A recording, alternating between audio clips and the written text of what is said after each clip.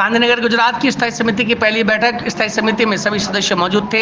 स्थायी समिति की बैठक में एजेंडे के अनुसार 8 प्रस्तावों पर चर्चा की गई। साथ ही विभिन्न कार्यों के लिए सरकारी अनुदान प्राप्त करने का प्रस्ताव रखने का निर्णय लिया गया। नगर पालिका क्षेत्र के संबंध में प्रस्ताव हेतु नगर पालिका के नए कार्यकाल में गठित स्थायी समिति की पहली बैठक का आयोजन किया।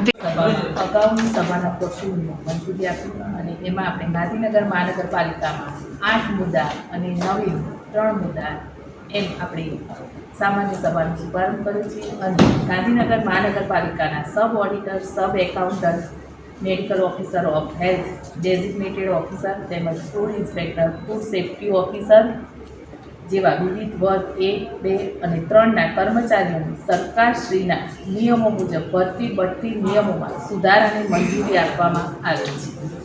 ગાંધીનગર જિલ્લા પંચાયત હસ્તકની 32 સરકારી શાળાઓને મહાનગરપાલિકા હસ્તક કરવા અંગેની ભલામણને મંજૂરી આપવામાં આવે છે। અને નવીમાં આસિસ્ટન્ટ સેક્રેટરીમાંથી સેક્રેટરીની બઢતી આપવાનો પ્રશ્ન ઘણા સમયથી